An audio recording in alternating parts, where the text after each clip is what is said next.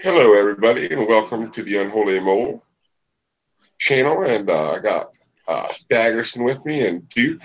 What's up? Hey, everybody, we're just gonna bullshit today. If anybody hops on and oh shit, I better mute my. Oopsie. Oopsie. I'm a noob, I guess. Hi, Shane.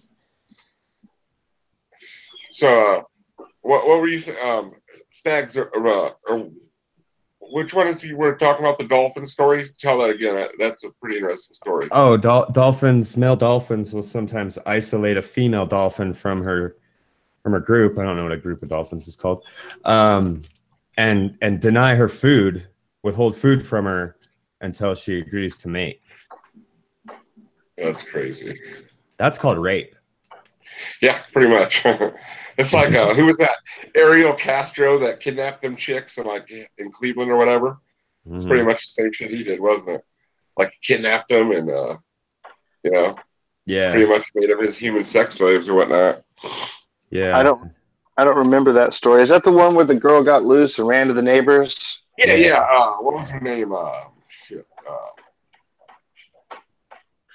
I can't remember her name. I want to say it was a Smart, but I don't think it was a Smart girl. That was out west somewhere. That was in Utah.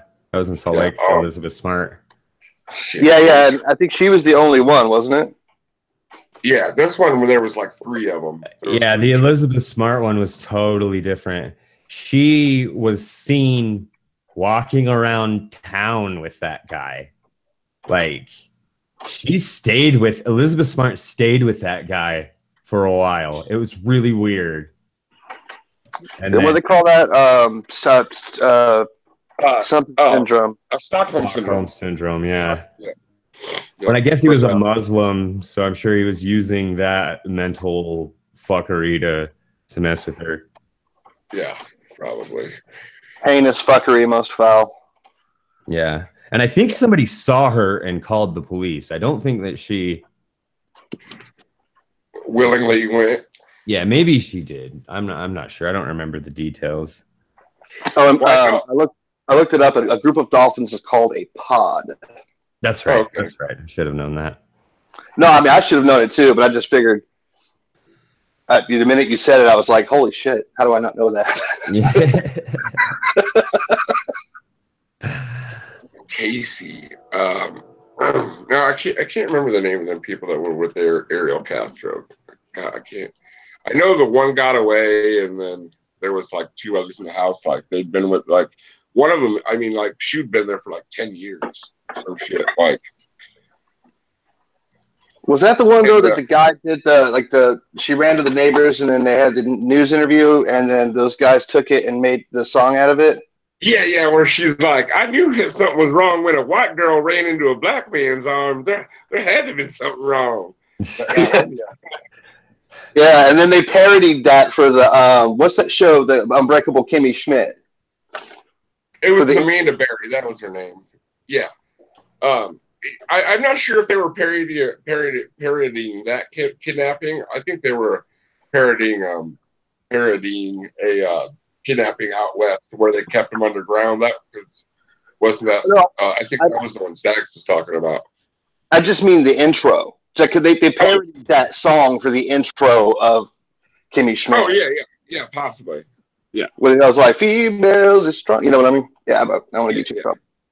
But anyway, it was her name was Amanda Berry. That was her name, and then there was Georgina De Jesus and Michelle Knight. Them were the three that were with that Ariel Castro guy. And he got like what? Didn't he get like fucking like 5 life sentences or some shit, or 100 plus 150 years or some shit? Hopefully. Well, he hung himself before he even went to prison, I believe. So he fucking hopped out of his. I guess it's all right for him to kidnap people, but not. What's it? What's good for the goose is not good for the gander in that case, so to speak. Yeah. Well, it's that's like the there was the two guys. I think it was Charles Ng, and there was another guy. They were both like former Marines, and they were operating up in I think Washington State. but they had Washington, California, I believe actually it was. It was Charles Ng and something Lake maybe.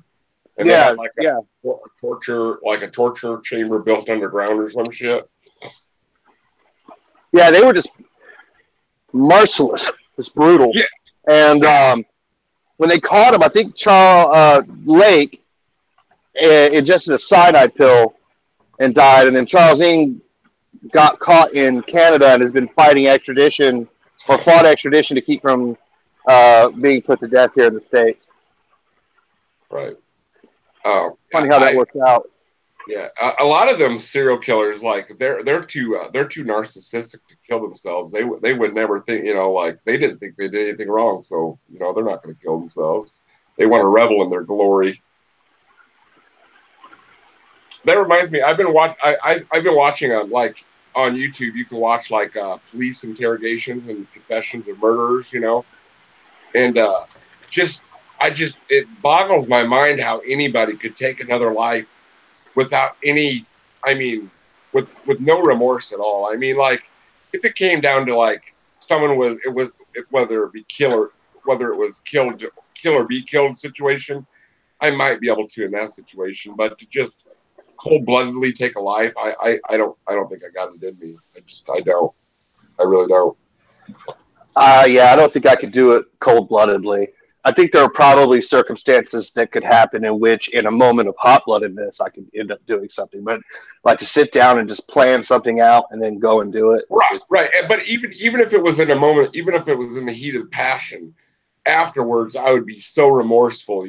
Like I'd be like, oh my God, what have I done? Like I would still feel guilty. Even after the fact, I don't think I would be able to live with myself. I could, I don't know, but I don't think I would be able to. It's an interesting conundrum. I don't think anybody knows how they're going to react in a situation like that until they're in it. That's true. And like how people are like, well, how could anyone possibly confess to a crime they didn't commit? Well, you've obviously never been interrogated, have you? Police, they'll just fucking lean on you and the shit they say, like, and then they try to trip you up. It's fucking horrible being interrogated. I've never been interrogated for murder, but I've been interrogated for like something I wasn't guilty of, and like just the way they word shit, they're like, they almost trick you into believing that you're guilty yourself. You like, just the shit they say, it's crazy. The interrogation tactics they use, Yeah, I know what you mean. And I think what's interesting about that is that sometimes I wonder if, and I'm not talking about the police as a whole, I'm just saying in certain circumstances, I wonder if there's not a greater onus on or desire just to have a bust rather than to have the right guy. Oh, what I'm saying? I almost guarantee there is in some cases. I'm not, like you said, I don't think all cops are corrupt, but I'm sure there's, think about it. There's corrupt people all over the world. Why wouldn't the police be some of them, Oh, yeah. Well, it's a position of authority, too. And it's a position of authority that's granted powers and rights that aren't granted to everyday citizens. So it's obviously going to be really attractive to people who are more on the psychopathic or narcissistic side of the spectrum just because of that. Right. In the same way that CEO positions, any position of authority that grants you power over other people, you know what I mean? But I've had far too many like really positive encounters with the police to ever be a person that's anti-police, I guess is the way to say it. Like back when I was probably 28, I got into a pretty bad disagreement with a guy at a party and decided to walk home. I was trying to walk across the bridge in Charleston, and this cop picked me up. He could have easily just busted me for public intox. He could have just been like, "You're going straight to jail, buddy." Yeah. But instead of doing that, he drove me back to the place, found my ex-wife for me, took us over the bridge, dropped us off at her work where her car was, because we had carpooled, and just told us to be safe. He was a sweetheart. You know? I worked in, I'm a lot of I've been a CNA for 18 years, and when I worked at the hospital, I worked a lot, with the police, so I got to know them as people instead of just a badge, and cops really, some cops are dicks, they are dicks, but strangest thing is once I stopped being a criminal, cops started treating me like a normal person. Funny how that works, isn't it? That's the key right there. Yeah. It's funny how that works, isn't it? You stop acting like an interesting concept. Like one. Yeah. Yeah, don't break the law and you'll stop getting in trouble. Right. Yeah. I get a kick out of like people that when I first got into recovery, everybody's like, fuck the police, and like all the addicts and alcoholics are like, you motherfuckers, I was minding my own business, I wasn't doing anything, I wasn't hurting nobody. Like, yeah, you weren't hurting nobody, you were just driving around drunk with fucking quarter ounce of cocaine in your pocket. That wasn't hurting nobody at all. That's the best hurt anybody yet. Right. I just think it's funny how they blame everyone but themselves. You have to take blame where blame is due. Let's just face it. Blame for what? Well, whatever you may have done. If I didn't do nothing. Okay. Yes, you did. I didn't do shit. How are you, sir? Besides being in Twitter jail, I'm fucking 3 sheets lit right now. I'm surprised you even I figured you were in Twitter jail, so you'd stick some Ambien and go to bed until you got out. No, I'm in Twitter jail for 7 fucking days because I called some this GOP bitch got all pissy because some trans woman used her toilet, right? Yeah. There was this video thing for Now This, and I'm watching it, and this bitch is going all haywire, and I'm thinking, wait, that doesn't sound like normal English to me. She must be an immigrant herself.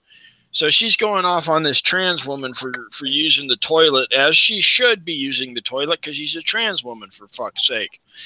And they had the trans woman come out, and it looked like a trans woman. It wasn't like his full bearded dude with fucking mustaches and yeah, the straw man.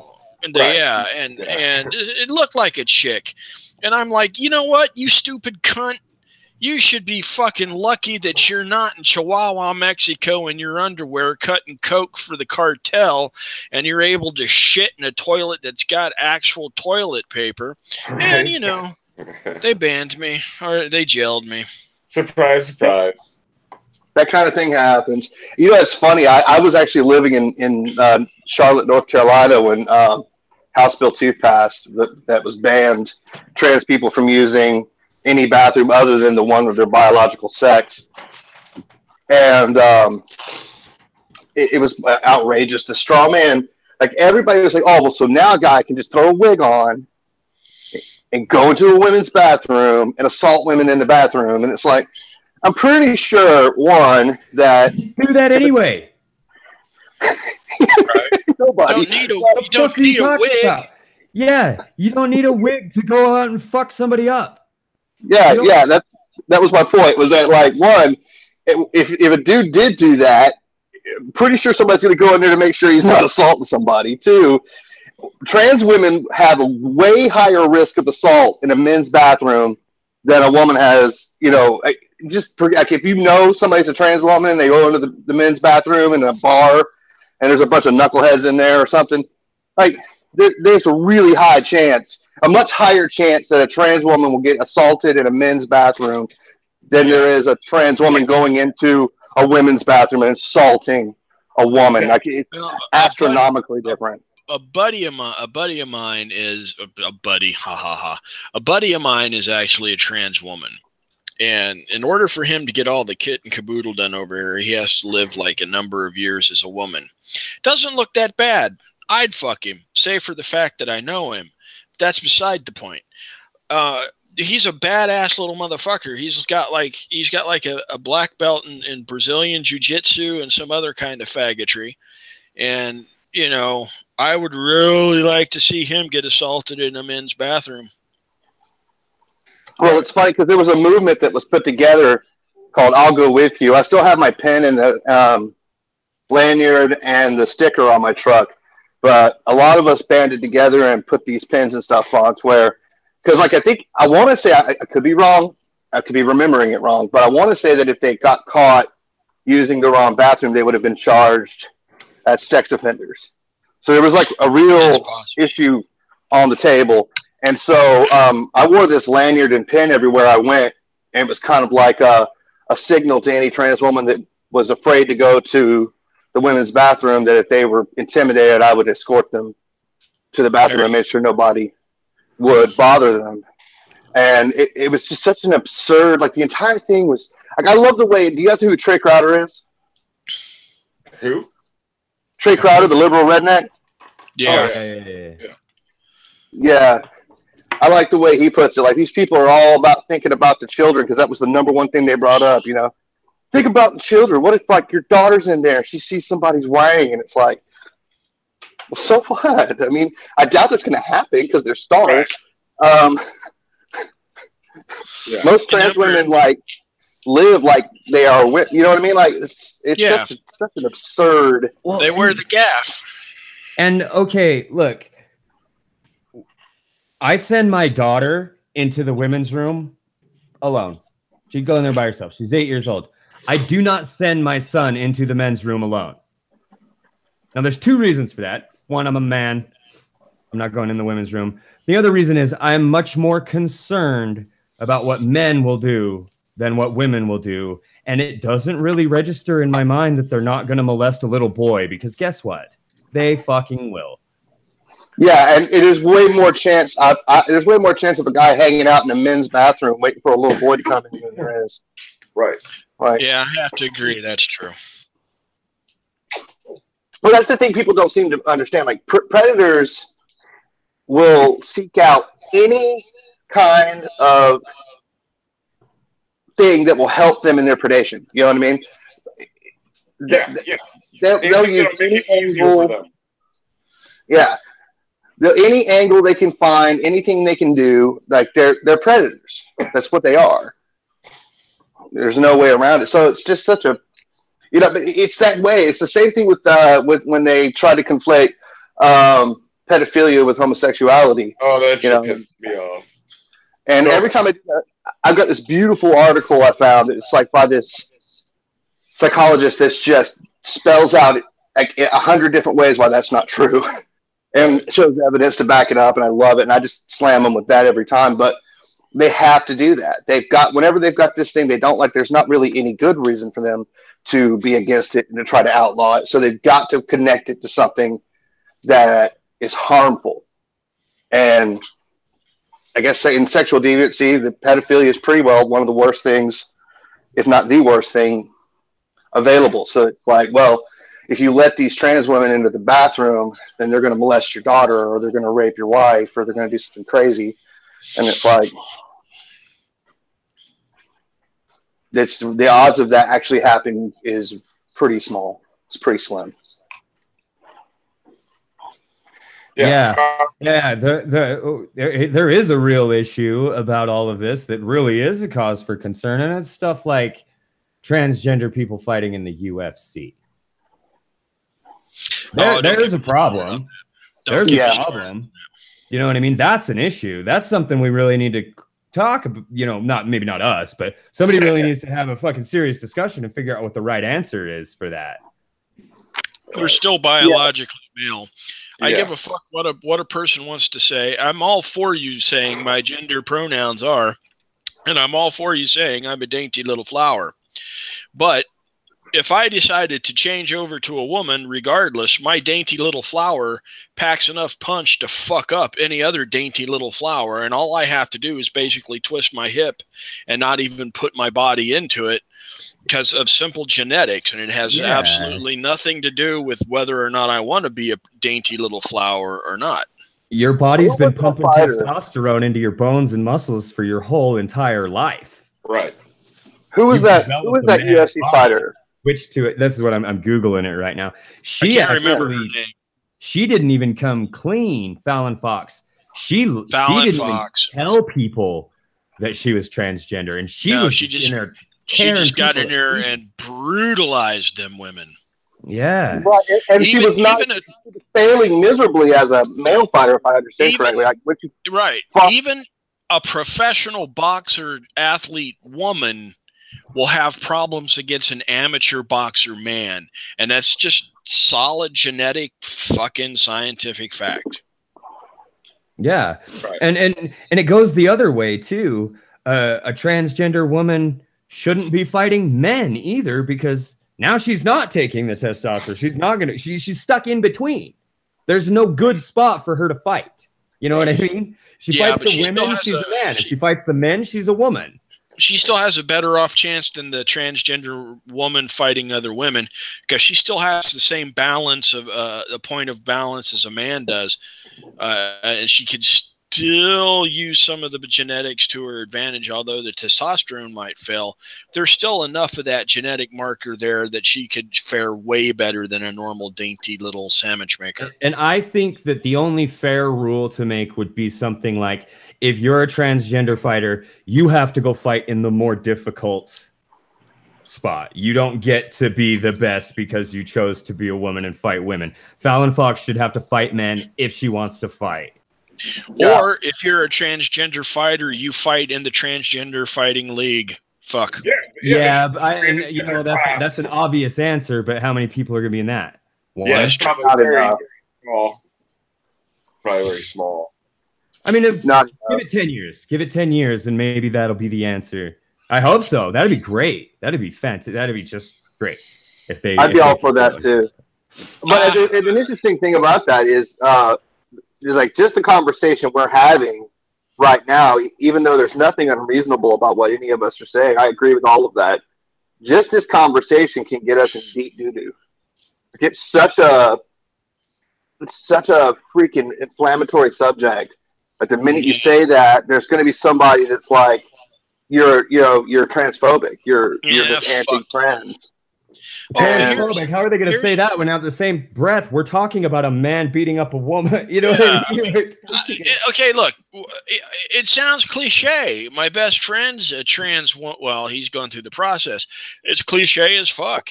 You know, I could sound transphobic if I want. I don't give a flying rat fuck.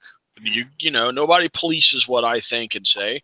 My best friend knows that I'd go down on him if the ambiance was correct. So fuck the haters. Right. It's an extra large clitoris, right? Yeah, it's just a clitoris that moves around. Anybody that knows us knows we're not transphobic, knows we're not homophobic. So I refuse to police my speech for anybody. Anybody that knows me knows that I'm not that kind of person, you know. So I really care less what people think. I hear what you're saying. I'm not saying we should. I'm not saying we should, but I'm going to either. I'm not going to do it either. It's not that I'm saying they're correct or that I agree with it. It's just that I'm pointing out, like, that's one of the issues when you're dealing with this kind of hot thing. Yeah, because people can conceive it. People can conceive it from outside. I'm not transphobic in any form or way, but I hate me the motherfucking Jews. Sorry, Duke. I didn't mean to step on you. You're good, man. You are good. I step on enough people that it evens out at the end of the day. I'm pretty sure. But yeah, no. Anytime you get on these hot button issues, it's like if you deviate from at all, there's going to be a group of people that just jump. Oh yeah. The level of outrage that is ridiculous, and it's like, at some point, you know, we've got to get to where we can just have these reasonable conversations and talk things out without paying any attention. You know, it's about the sport. It's about the fairness in the cage. You know, on one hand, you could say anybody that steps into that cage should expect to get a broken knee or a shattered jaw. You know what I mean? You're going into a cage fight, or you might get hurt. But on the other hand, look how strict the weight classes are. You're 5 pounds. If you weigh 5 pounds more than your opponent, you're fucking too heavy. Yeah. That would be Brock Lesnar fighting Emmanuel Lewis, if you guys know who I'm talking about. Yeah. Yeah. Well, it's also like look at the issue with the doping regulations too. Like any unfair advantage in UFC, that they're all over, in MMA, they're all over it. You know, and you see guys. I think they should do away with the steroid rules. I do too. I agree, but well, at least they should have an exception for guys that are fighting in their 40s for some level of testosterone replacement to keep them on at least physically on par with the guys that are coming into the sports in their 20s. You know what I'm saying? Like, if you're 45 and you're still wanting to fight and you can still hold your own, you know, like the Vitor Belfort thing when he was taking testosterone replacement, and you know, because after 40 your testosterone starts to drop. So to me, that's not even right. That's not even cheating. That's just bringing the person up to par. But right. Well, and it's like, I think I heard Joe Rogan talking about this, and there was that guy back in the late 90s. I can't remember, his Mark something and Sammy Sosa both set records in baseball for hitting home runs in the same year. They smoked Babe Ruth's records. You know what I mean? Mark McGwire. Yeah, and then they found out they were on steroids, so they took away the record. And then they found out everyone was on steroids. Yeah, record back. Anybody who's been watching baseball for a long time would know. Like Barry Bonds, same way. Like all these guys were scrawny little fellas. Like they were like your size tags back in the like late 80s. By the 2000s, they were fucking monsters. Like you didn't have any idea. If everybody's juicing, if everybody's doing it, and he was the best, then he's the best. Right. Well, here's the biggest issue I have with that, right? Is that there's really not any reason for that to be a scheduled drug anyway. It's like when my understanding of it was when they made steroids a scheduled drug, they did it against the advice of the FDA. They were like, "There's really no reason to regulate this." So what really kills me is that because of baseball and this great American tradition, I personally can't go get HGH if I wanted to. I mean, I can, but I got to go pay $4,000 a month to go to some freaking Synergenics place. Or you just go down to the gym and start making friends with the big guys. Yeah. Well, yeah, but that's a big deal. Like if you get caught with that, that's not a slap on the wrist. You get no, that's Schedule like 1. Fuck you. Coke. It's like getting caught with coke or heroin or whatever. You know, it's a fucking or weed. Yeah, they consider it a narcotic. I mean, it's scheduled just like a narcotic. Yeah, I think my entire stance on the drug thing is, regardless of what the drug is, be it meth, heroin, whatever. If you want to do it, motherfucking do it. Right. Just do it. Just do it over there and leave me out of it unless I want some of it. Right. Exactly. Okay, if you get high on meth and you go steal something, stealing is against the law. If you get high on meth and you go rape somebody, rape is against the law. So you get charged with those crimes that you committed. Right. If you get high in your house, more power to you.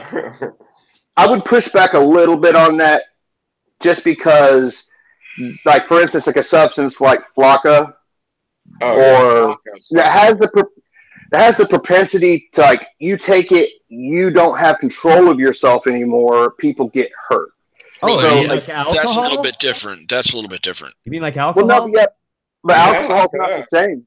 Alcohol's not the same, but you do lose control of yourself and people get hurt. Yeah, you do lose control of yourself and people get hurt, but it's not the same. It's not like it's not the same. None of the things are the same, but those attributes fit.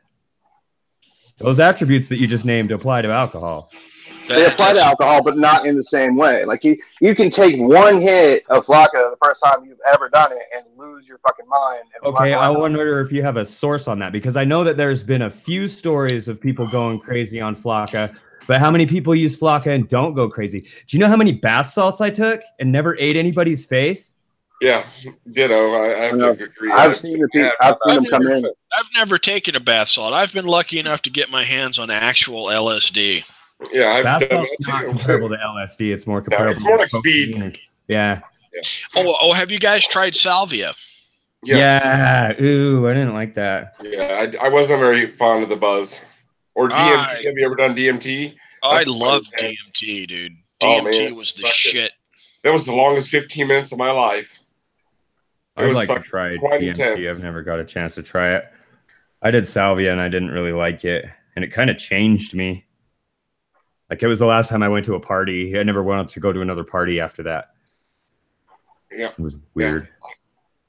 I think that the salvia is has some of the same properties as DMT, doesn't it? Isn't it similar? I'm not sure. If the way the high is described is a little bit similar, like it's a total full immersion hallucination that is very short lived. But other than depending that, on how you take it, yeah. because I think ayahuasca is technically DMT, also, isn't it? So if you drink it, I think if you drink it, it lasts a lot longer. But if you smoke it, it lasts about 15 minutes. Am I back on? I'm back on, right? Yeah. You're on here. Are we live on the tubes, or are we just hanging out? We're live. No, we're live. Oh, because I'm gonna kind of sort of be careful about what I fucking talk about on your stream, dude. I don't want to get you in trouble. I'm not monetized or anything anyway. So we've talked about much worse. That's what I'm talking about. Motherfucker. And we're not talking about anything bad. We're just talking about drug use and its pros and cons, or what can happen, what can't happen. Just a regular old discussion. Nothing wrong with that. I'm all for. I've always been for drugs. My brother died of a heroin overdose because he was just a shitty, weak person. But regardless of that, I am still all for the fucking use of drugs for people. If that's what they choose to do and they're of a consenting age, by God, I have no right to tell you not to do that as long as you don't infringe upon me or mine. Right. Well, I look at it this way. Was it Portugal that legalized drugs for everybody, or Spain? Portugal, they didn't legalize it, but they decriminalized the possession of drugs to a very low level. Okay. So if you got caught with it, it would be like a parking ticket. But if you got caught with it a certain number of times, you go before the judge. Instead of putting people in prison, they would send them to rehab. Right. Would be a good thing for America, because our prisons are overcrowded as it is. I mean, like, how many people are in prison for nonviolent drug crimes, and they're there because they're drug addicts, not because they're bad people, not because they're drug addicts. They're sick people. I mean, they're fucking quite a bit of people. And instead of getting the help they need, they fucking get thrown in prison, and then they get out and do the same thing over again because they didn't get the help they needed. Yeah, so that's true. Hey, I don't know if are you guys all on the Usual Suspects mailing the Twitter list? Yeah, I am. You're all invited to my funeral, by the way. Oh. Where is it? Is it in Germany? Yeah. I'd love to, but I don't know if there's any way. Don't know if there's any way I could get to Germany. Well, maybe I'll have to send you some ashes or something. Don't do it, man. I'll throw them in the closet with the others. I've got 3 in my closet now. I'm fixing to dump a couple of $1,000 on a VIP ticket to go see the final tour of Kiss, because I've been a Kiss fanatic ever since I was 8 years old, and I'm dropping this money, and in the back of my head is, man, I'm going to get to see these fuckers, and plus in the back of my head, in the back of that, I'm like, I'm going to fucking die before I get to go to this concert. So whoever gets to Germany first after I die gets a fucking free ticket to Kiss. Oh. I don't know if you all know, but I've got a disease. Oh. Well, I did not know that. I have like a terminal disease? I have called what is the pancreatic cancer. Oh, I'm sorry to hear that, man. Cancer's Don't be. I've lived a long fucking life, and I've fucked many a thing. I've jumped out of airplanes. I've jumped out of helicopters. I've jumped off at fucking Navy boats. Awesome. I have slept with women that I should not have slept with, both married, unmarried. So you're saying you've lived a full life and you have no regrets? The only regret that I have is I have not slept with S.J. Thomason yet. I think that you might regret that more if you did. I'm fucking working on that, baby. Ever so that slowly. Seems like it would be a letdown. That might be, but it's on my bucket list. Get them librarian glasses up underneath me, just kind of. I'd be one of them gentle fucking orangutan fucks talking about the Lord and apologetics and just. SJ, if you're listening to me, baby, I think you're hot as fuck. And it's not just the alcohol talking; it's the Ambien too. Oh my gosh. Goodness gracious. I'm speechless. I don't know what to say to that. I don't know what to say to that either. Like, I didn't think it was possible for somebody to take it to a further level than I do. Now that is something I can agree with, Duke. That I can get behind. It's usually me. It's usually my fault. I'm usually the one. You're usually the one, but I was sitting there the other day, and she had that one picture of her with those glasses on, and I can remember being a wee lad at a local library, thinking, "Dear fucking God, the librarian's hot as shit." Because she had on these glasses, and then she had on what I call fuck feet, where she's wearing these shoes that just accent her feet, not necessarily high heels, but just make those feet all the more fucking comely. And it's like glasses, fuck feet, and librarians. I would come before I would be able to undo my flipper. Oh yeah, I'm with you. I have a thing for ladies in glasses. I gotta say, that does it for me. Hey, I'm not going to tolerate people throwing out Nazi salutes in your chat. Sorry. Yeah, I have no issues with that, Stags, at all. I can't see the chat. Who's doing that? I commend you, sir. I was dicking around with something else, but then I looked up and I seen that. I'm like, oh wow, yeah. Oh, there's not. Oh, let me get into the chat here and throw me a motherfucker out. Wrench me and I'll fucking be power. If you faggot. You do get a wrench. I mean, if you put a comment in, I'll give you a wrench. No problem. Hold on, I'm going to the Holy Mole now. Who's throwing out Nazi salute? Holy Mole Live. I've never seen him in here before. Radiation King. Yeah, you're usually you're free. My chat usually My chat is usually you're free to say whatever you want, but the Nazi stuff that doesn't fly around here. My mother was a German. My grandpa was a German soldier, and not a Nazi. He didn't have much of a choice. He was a German soldier. But I'm not down with that Nazi crap. Well, you know what? 5 years ago, it was funny. It's not funny anymore. You know what I mean? Like, well, see, here's the thing. I live in Germany. I speak German fluently. There are members of my family who were bona fide Nazis, and when I say bona fide Nazis, I mean they were card-carrying National Socialistic Party card carriers. Not necessarily, hey, you fucking Jews, you need to die, but they were Nazis nonetheless. Decent people. Just because they happen to be in a world and a war where if they didn't toe the line, they would become hamburger meat for the front line. So I understand, hey, I'm a Nazi, I can deal with that. But the moment you start scrapping and strooping, the Holocaust never happened, fleem, flob, and gob, and look at my salute, it's time for you to be fucking decapitated, my faggoty friend. Yeah, well, he was just like, he said like, well, I guess you could see the message if you have a wrench. He asked if anybody'd seen Kyle. Kyle. Have you seen Kyle? He's about this tall.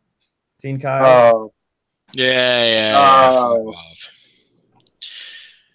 I kind of thought I used to give my dick a Nazi salute because I was only like, it's only this big. And I was like, no, it's just a small penis. It's not a Nazi salute.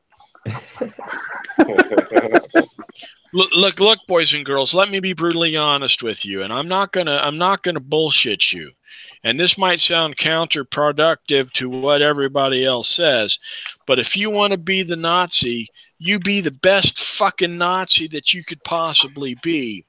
And as you're being that best fucking Nazi you possibly can be, you need to march your ass into Auschwitz and continue to go into that shower so you could take the best shower you possibly can take.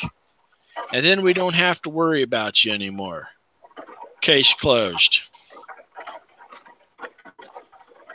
Fucking Nazis. Yeah, my grandpa on my German side was in a Russian prisoner of war camp for 2 years. Got caught, I guess, somewhere on the Eastern Front, obviously. He was in a Russian prisoner of war camp, but. My father-in-law was, for 7 years, a Russian prisoner. Wouldn't talk about it in least bit, although when he found out that I had gotten back from the Gulf War, we did have a couple of conversations. Yeah, my grandpa died when I was really young, but my mom said that she was real little when he went off to war, and like if you see pictures of him, like say like 1940, and then you see a picture of him from 1945, you would have thought it was two different men. It was like he aged 25 years in like 5 years. It was easily insane. Yeah, insane. The conditions there were terrible.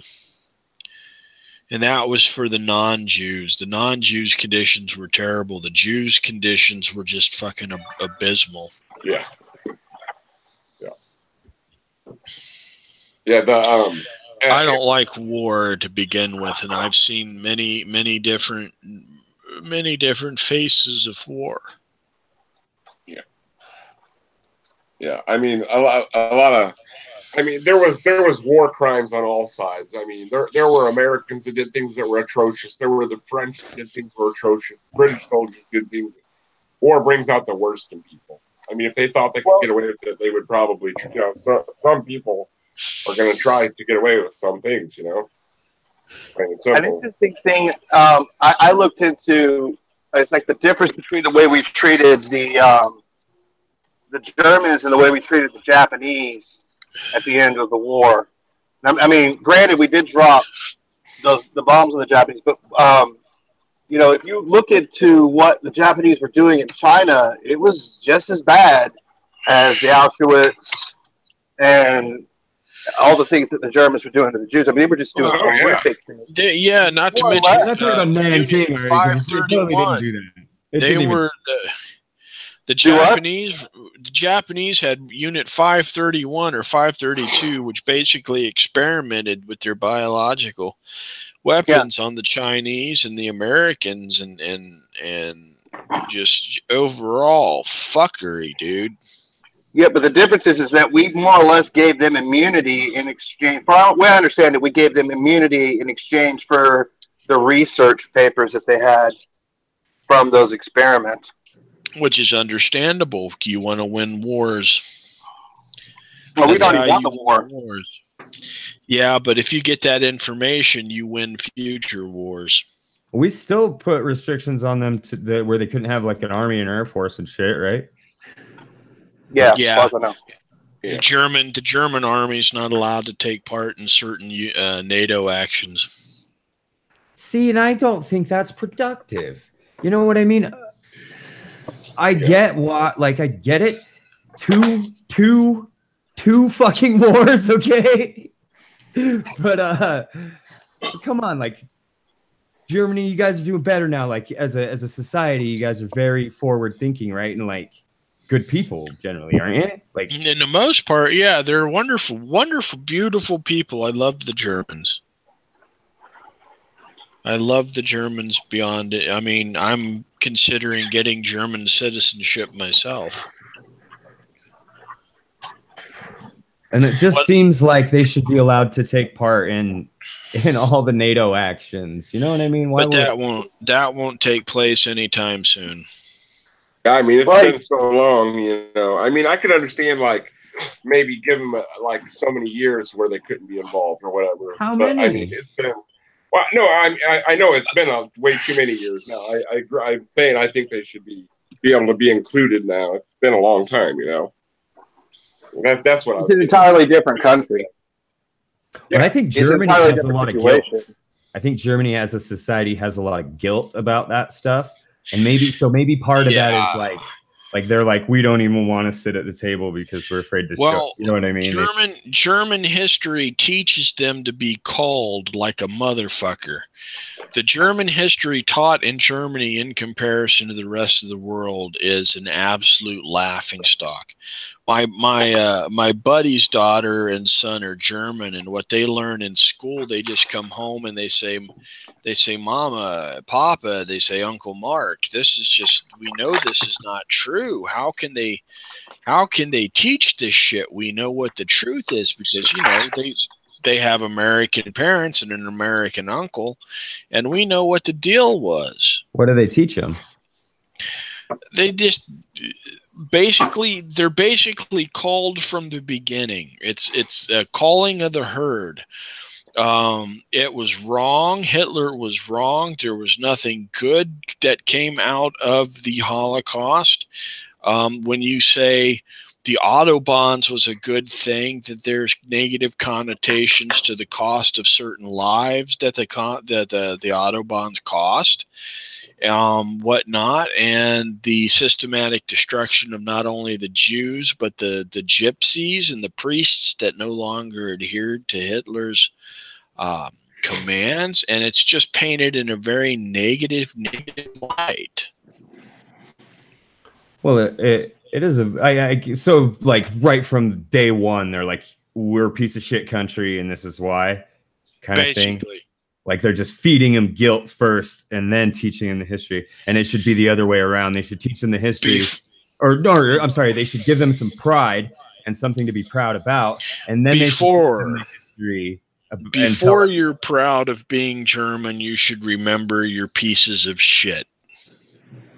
Well, then how is Germany ever going to pull itself out of? Yeah, you know what I mean. How's Germany ever going to rise up and be a great country that way? Well, it won't, and they've seen to that. That's I don't like that.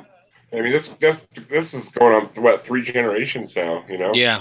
That's super frustrating. These kids that are coming into the school system now have nothing at all to do with any of that crap. You know what I mean? And I haven't had for how long now? I mean, how long has it been? 20, 30 years. That you can call somebody, you know what I mean? Like this is a whole nother generation of people, and to treat them as though it's reasonable to hold them accountable for the sins of their fathers is ridiculous. And pretty soon the teachers aren't even going to know what, you know what I mean? Like, there's going to be nobody, soon there will be nobody in Germany that was there, that took part in it or witnessed it. Well, there's hardly anybody left. My mother-in-law and her uncle are one of the last few survivors in the area from that time period. My mother-in-law remembers going to see Hitler give his addresses, and my mother-in-law remembers Hitler stating for a fact that he was Christian. Wasn't German guilt a big part of why Hitler did what he did? What? Like the guilt and the sanctions and everything that happened after World War I, all the punishments that got put on Germany after World War I, really upset Hitler. He was really pissed off. Yeah. He felt like they got a shit deal about the Bastille or whatever. What they're still doing is they're still teaching Germans that they're different from, that they're Germans, that they're, you know, they're still creating that bond, that blood bond, but they're doing, instead of in a prideful way, it's in a shameful way. But that's going to backfire, don't you think? Like, humans are not made to live in shame. We're made to conquer mountains. If I may interject some weird shit due to my drunkenness. Hell yeah. I feel extremely shitty. You feel extremely shitty?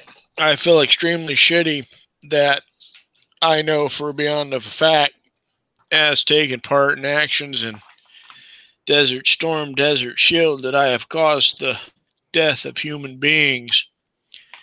I have rolled into the areas where I have caused the death of the human beings, and I have saw the human beings that I have caused the death of. And that eats me to no beyond, to no degree today, which barely keeps me sane.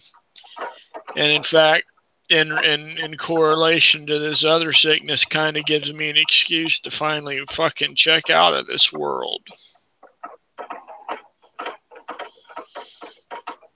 And shit you just don't live down and you never forget.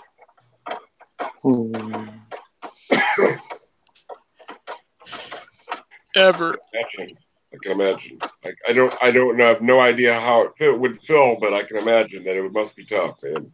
I really don't know what to say.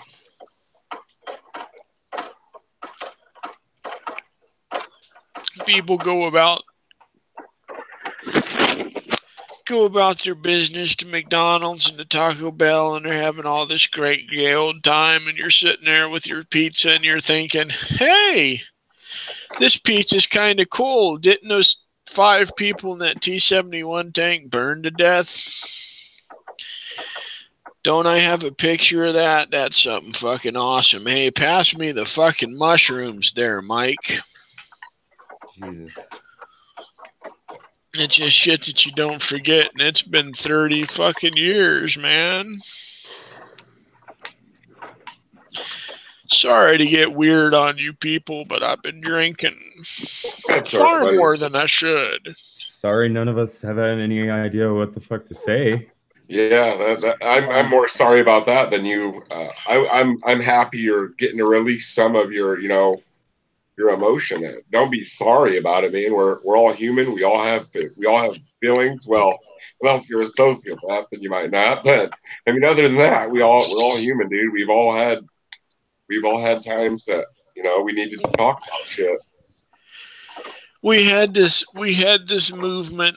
We were moving, and we had this order. I'll go into the point where I lost my insanity in a second.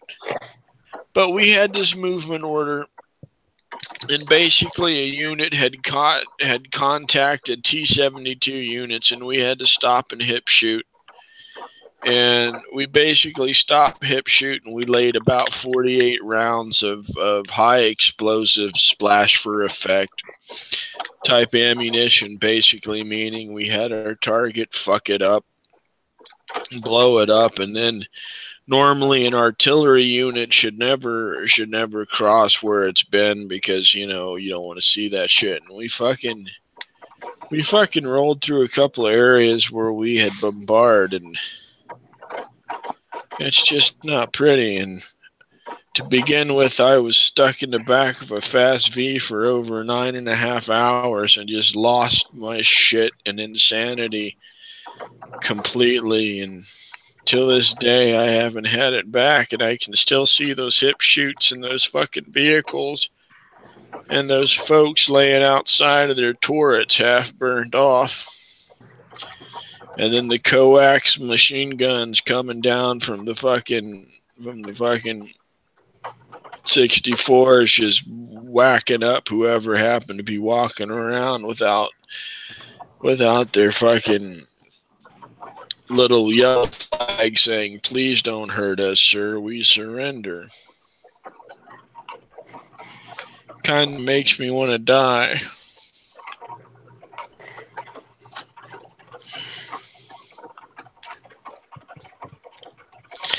And on the light spot, sometimes when I pee, it's green. That's because you eat a lot of asparagus, maybe? Yeah. Or is that because of that other thing you told us about? I did take those fucking anti-nerve pills that you were supposed to take to help you just in case you got caught by a nerve gas attack. What they didn't tell you was you were taking motherfucking nerve gas that would have detrimental effects to you down the future, i.e. loss of certain motor functions and 36 fucking centimeters of your large intestine. Fucking cunts. This is fun. What? Yeah, I have no reference to which to approach the conversation. If I'm being super quiet, it's just because I'm just listening, but I'm still here. Yeah. But like I don't have any way to talk about any of this because I have no. Yeah. I mean, me neither. That's why I'm just kind of just listening, letting him get it off his chest, man. That's what friends are for, aren't they? To listen. Well, that's what I was always told. Anyway. Bail you out of jail. You know, Although Christians would say us atheists have no feelings or empathy for anybody. They're no, quite not full of at shit. all. You know, I never wanted to kill anyone. Who does? I buddy?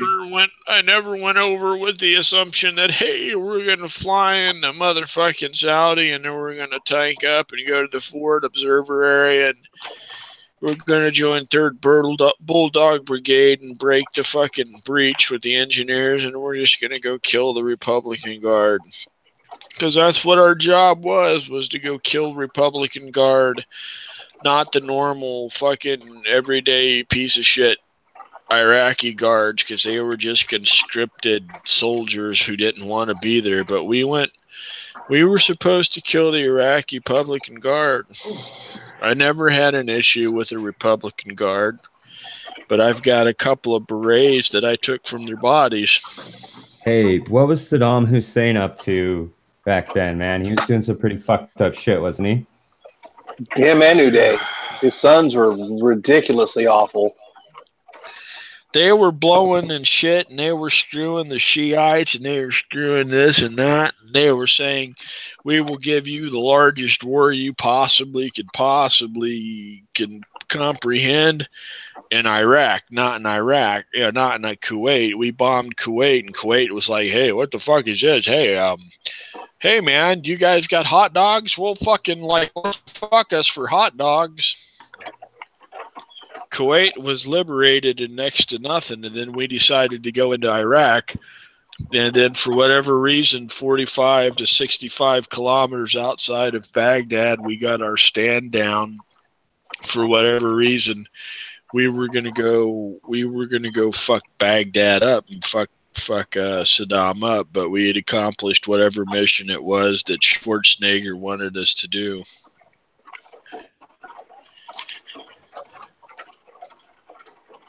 You know, the whole time I was just this 19-year-old, 18, 19, 20-year-old kid, 21-year-old kid when the war started, had no fucking clue what I was supposed to do or what killing really meant.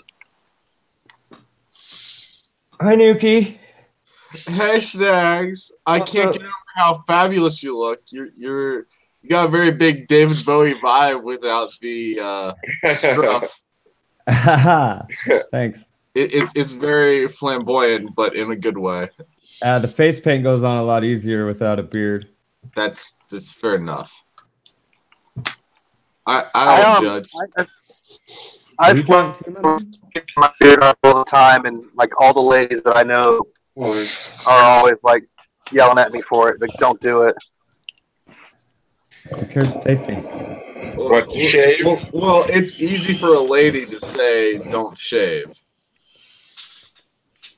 It's just As soon as you bring up the terms like, hey, maybe you should fucking shave your legs, then it's like, oh god, no, fuck you. I'm not shaving my legs. Why are you trying to tell me how to live my life? Yeah, it's like as soon as you say it's like, oh, I'm thinking about shaving my beard, like, no, don't do that shit.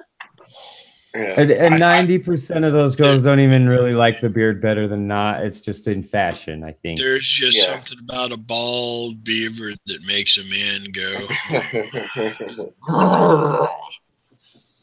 Yeah. I don't know. It's weird. It's like I always like kind of hit them back with it. I'm like, what are you trying to say? You trying to say I'm not attractive if I don't have a beard? They're like, no. I'm not saying that. I just like the beard. I just like the beard a lot. Okay, I'll say it. There's some men who are much more attractive with a beard than without. That's true. A beard is a I'll man. make that makeup. dividing line, motherfucker. I always prefer myself. We're talking about men beards. I grew my men beard. I thought you meant the wuss beards, where it's like, Jesus Christ, I'm next to pedophilia there. No, there's some dudes out there who straight up they do not look good with a beard. Yeah, and then there's I prefer myself with a beard. I've only shaved my goatee off on purpose in like twice since I was 19 years old, and once was for court because I thought it might help and it didn't. And I'm sorry, Mole. I'm sorry, but I'm sorry. That cracks me up. And the second time was because a girl asked me to because she wanted to know how to go see. Okay, the girl bit makes more sense than the whole. I thought it'd make me look good in court. True. I thought it could help. You know, I mean, I had my beard. I grew my goatee and my beard for 9.5 years while I worked for a security company. And the security company would constantly tell me to shave my beard. But since it was a German company, I'm like, yeah, it's not going to happen. And then we lost the contract because the security company framazeled the shit and bilked the government out of billions of euros. And then we go meet with this secondary company, and I shave my beard completely off to piss the other guys off so bad it wasn't fucking funny. And even then, I didn't try to get the job. I was just like, I have no beard. Fuck you, people. That's funny. Like, all right, so my daughter came to visit once for Thanksgiving, and she sat down on my lap and she snuggled up against me, and then she looked up at me and she put her hand on my beard and she said, "We're gonna do something about this." I guess it was scratching her or something, but she was like, "This just gotta go. We gotta do something about this." I said, "All right, fine." So I went and I trimmed it down. I shaved it all off, and I kept my face shaved for the week that she was here, right? So she goes home. Fast forward to the following spring break, she comes back for a week. The day before she comes down, I shaved completely. I just made sure I was just smooth as the baby's behind. Just the whole nine. The house. Yeah. She walks into the house, takes one look at me, and says, "Oh no, your beard's gone. I love your beard." Go figure. I was like, I don't know what to say. Well, it's with my dad. He used to wear a mustache every day when I was a child. Now he can shave his mustache, and my brain automatically imprints a mustache onto his face. Now, mustaches are strange, aren't they? Because, like, there's some people. It takes a certain kind of man to pull off a mustache. It takes a certain, you have to have a certain face for a mustache. Yeah, like a lot of distance between your nose and your upper lip, like Burt Reynolds or Magnum PI. No, okay. Right now, the only person I can picture in this call right now that can pull off a mustache is Stags. Stags can't pull off a mustache. Dude, Stags, you need to grow a mustache. You need to grow a Fu Manchu mustache. Have you not seen the pictures of me with a mustache? No. My videos, I have a mustache. The best possible mustache for Stags is the God, I can't remember his name. Dick Dastardly. Or the Anton LaVey.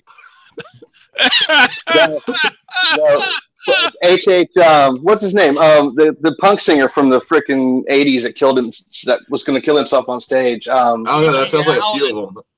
G.G. Allen. G.G. Allen. The G.G. Allen. I tend to rock a Magnum PI sometimes. Have you seen that new Magnum PI shit without a mustache? No. Oh, they rebooted the series and the guy has no mustache. Oh, fuck. It's not Magnum PI. He's like, he looks Hispanic and he wears like a white button up.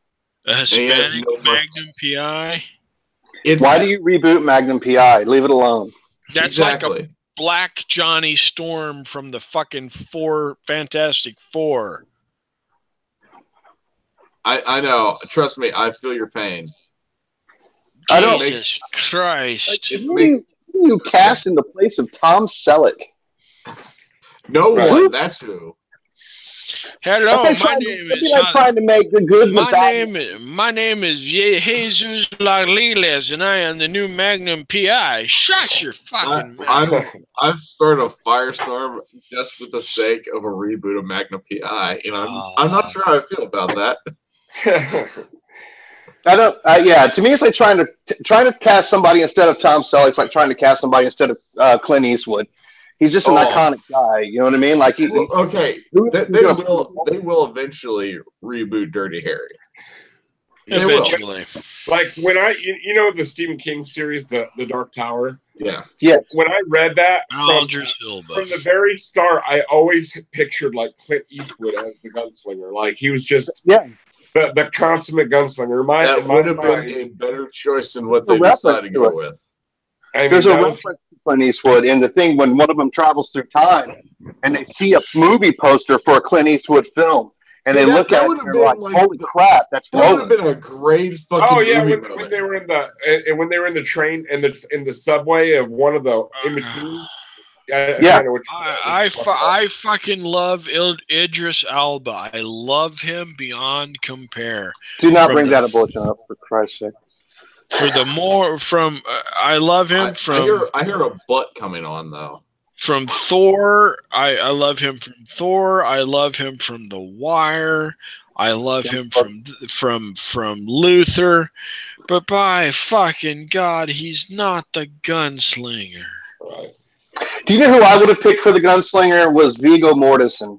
Exactly. If I picked anybody to play the gunslinger in my mind, it was Viggo Mortensen. You know, I'm not even like deeply in tune with the Dark Tower series in general. I know a decent amount from people I've talked to and like had movie discussions with them about it.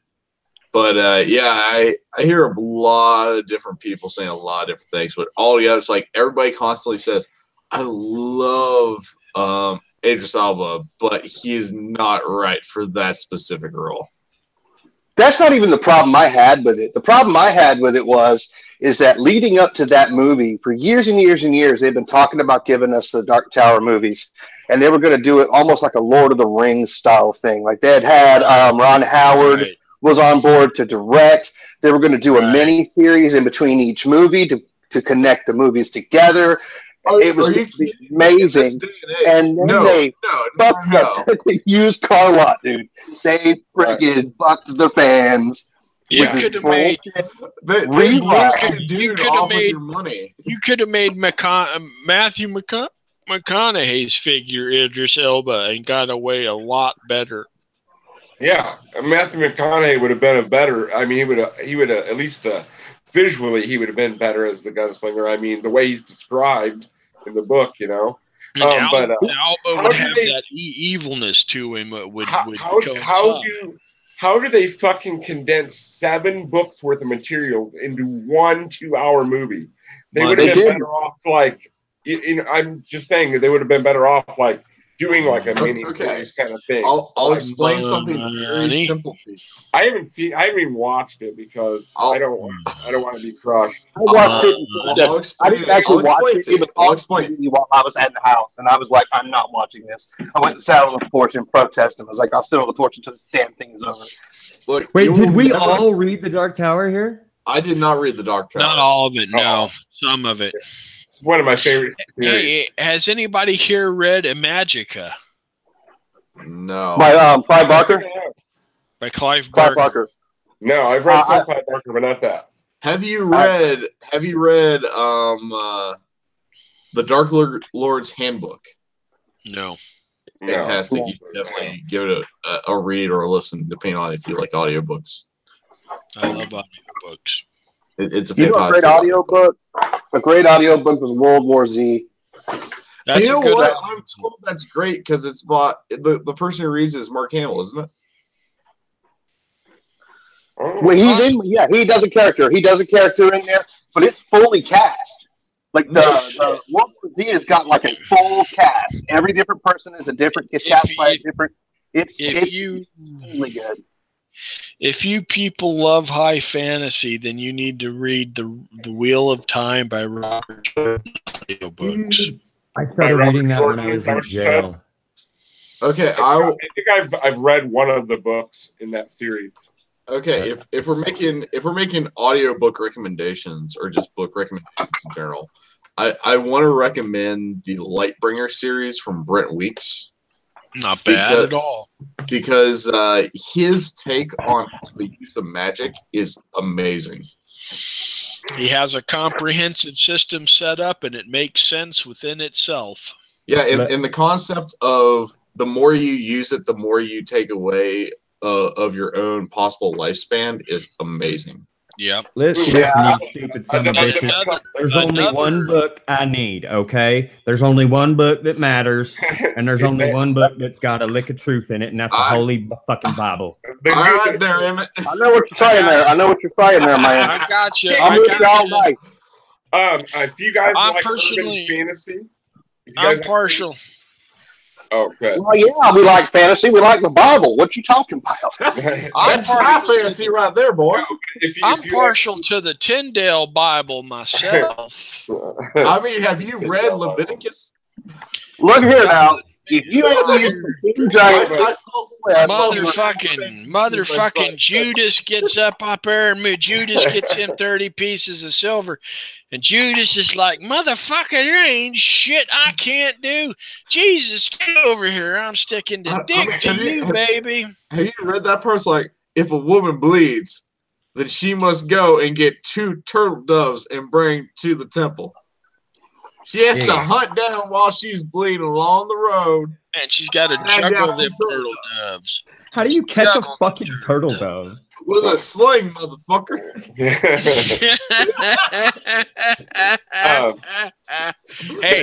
Hey, on the pro that would not. I don't know that would be a problem for the ladies that live around here. They just get their bird shotgun. They get the shotgun out. On the pro tip, I got a book for you motherfuckers to read. Eyes on the Unseen Prize by none other than S.J. Tomlinson.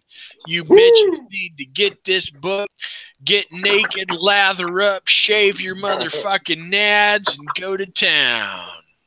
Just the nads. You leave the landing strip. Yeah, but the nads and the shaft, and at least some of the gooch. You always say the gooch, you fucking heathen.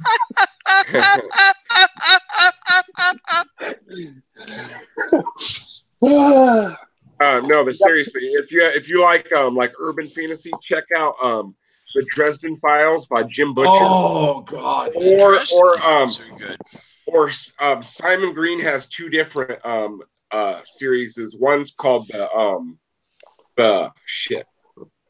I'm partial to Frank Peretti's This Present Darkness. It's Christian slanted, but I kind of like his This Present Darkness series that he wrote. It's kind of interesting.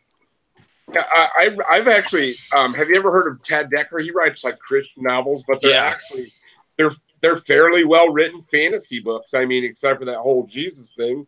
But other than that, I mean, they're pretty well written books. Aside from that whole Jesus bullshit. Yeah, I mean, but they're pretty well written. You guys ever? I tend to shy away from like young adult fiction. I don't want to be one of those like adult people that reads young adult fiction. But I was traveling one time, and we didn't have anything to listen to, and so we stopped at like to rent an audiobook at Cracker Barrel, and we ended up like just picking this one by this guy named Neil Shusterman. And it's a trilogy. It's called the Skinjacker trilogy, and it is fucking awesome. Like I've heard of it very much so. It's really good. It is a young adult fiction book, but it is really good. I'll give like. Go ahead. I was just saying, I will give to any of the young adults out there, because you're listening to a bunch of fucking people who have fucked themselves up beyond reason for one reason or another. For whatever reason you're listening to this bullshit. 2 books you should definitely give a listen to if you're in the young adult category is The Richest Man in Babylon. And God, give me a second to get it. I got it right on the tip of my tongue. Oh, The Subtle Art of Not Giving a Fuck. I've got it. I've read that. I've read that. Yeah, those two books will basically take care of you mentally and financially. The rest is up to you. You're gonna want to go out right now and purchase The Fountainhead. That second title sounds like the name of a Monty Python skit or some You're shit. not wrong, but it's a really good book. It does, doesn't it? It is really good. It is really good. I read that. Unfuck Your Life is a good one. And then there's one called The War of Art that is written by the guy who wrote The Legend of Bagger Vance. And it's about like getting your muse for writing and for creative things and how to get yourself in order for that. It's really good too. Yeah, I plugged the Subtle Art of Not Giving a Fuck in on a work shift. It's like about 5 hours long on audiobook, and I just plugged it in while I was getting shit done. Oh, it's just lovely. The Subtle Art of Not Giving a Fuck, huh? I'll have to Yeah. check that out. Yeah, he does a great story about like the very end bit of him over a cliff and talking about how sometimes putting your life on the edge gives you a better feeling of feeling alive is fantastic. Yeah. I thought the whole thing was fantastic. And he's got such a great way of like it's basically like a self-help book. You're hooked in by the very first chapter. Yeah, it's like a self-help book, but it's not like one of those bullshit like positive reinforcement only self-help book. It's more like, I mean, the feedback loop from hell together and stop being such a pussy self-help book. Yeah. It's perfect. But I love it. Those are the two books I usually recommend for people who are having trouble with things. I usually say financially, The Richest Man in Babylon, and if you're having trouble with like finding yourself or just like getting your shit together, The Subtle Art of Not Giving a Fuck. I want to say The War of Art too, because like I said, I read that right after The Subtle Art of Not Giving a Fuck, and it's one of those just when it comes to like if you're going to be a writer or if you want to be artistic or creative, it's really it's got a really cool perspective that he comes from. It's awesome.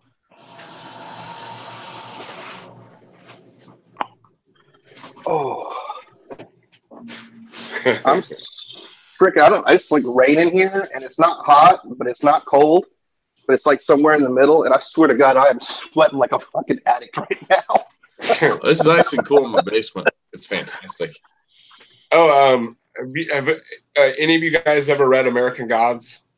Yes, oh, it's on the list. Oh, it's fucking excellent, dude. One of the best books I've ever read by far. Right now, I'm listening through 1984 for the first time. Orwell. I've never read that. I need to. It's been a long time. Everybody keeps telling me I have to listen to it at least once, and I've read Animal Farm, and I hate Animal Farm because it's just so dry for me. It seems weird because a lot of people go, well, oh, that's not dry at all. But for me, it's kind of a dry read. Hey. Tell me this, Molly, did you watch the American Gods television show?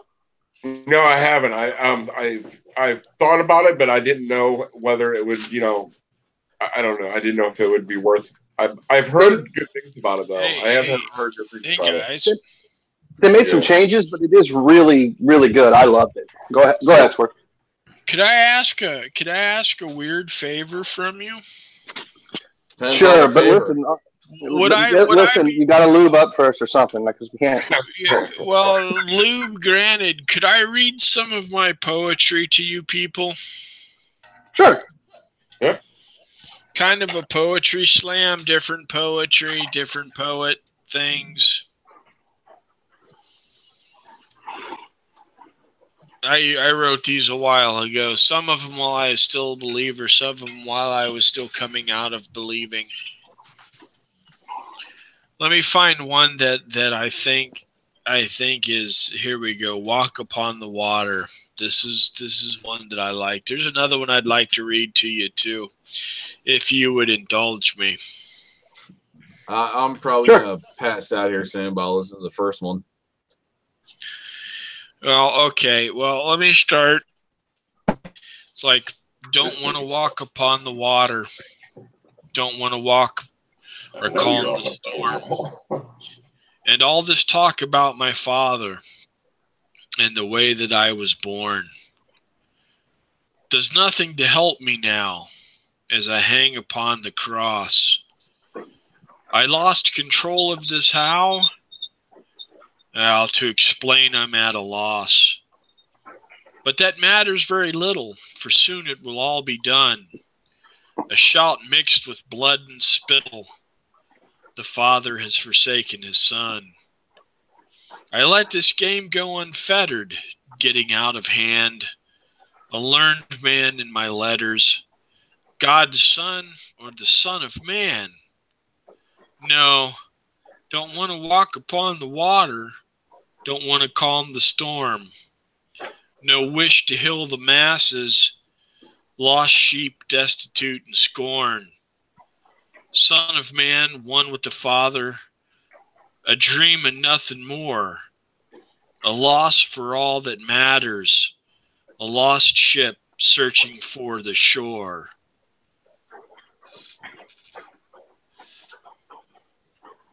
I like it. And this is one that it's actually kind of sort of prevalent to today and to my frame of mind. This is called Memories Fade. Cherished experience held within, at one time clear as day, but with each passing moment they begin to elude our grasp and fade to gray. These memories triggered bring a smile to the face with but a thought of triumphs and failures in life's long mile, of which in the end all is not. But with reluctant breath we breathe a sigh, seeking comfort in that autumn shade, as life comes to an end and we die, when all the memories fade. I like that one also.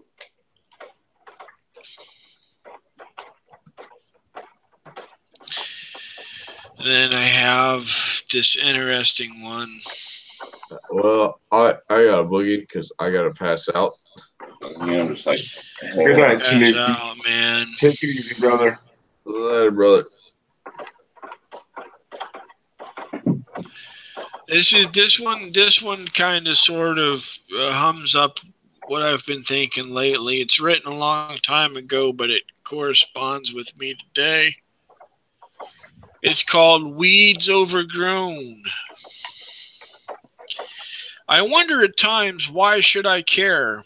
My purpose in life lost but brought to bear. Things and reasons better left unknown. A crowded garden with weeds overgrown. Wonder and amazement still fill my eye, burning with a brilliance cast deep inside, darkened by the truth, half spoken but known, in my crowded garden weeds overgrown. I knew the truth but refused to believe, a much-needed crutch this thing of relief, ripped apart by reason's light that has shone, a crowded garden with weeds overgrown. Cling to the past's warm light, keep the truth at bay, shrouded in darkest night, that we are all there is, all alone, in a garden with weeds overgrown. So till the ground and plant the seed, remove the past and pull the weeds. Start anew with a truth all your own, to avoid a garden with weeds overgrown. I like that too. That kind of reminds me of Pinero's piece about not really in its substance, but just in the delivery. It reminds me of Pinero's piece where he writes about scatter my ashes to the Lower East Side.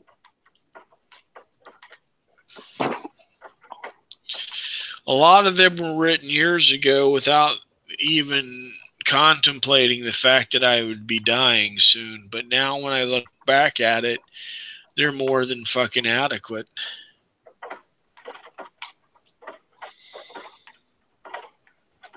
I only have one poem from that long ago.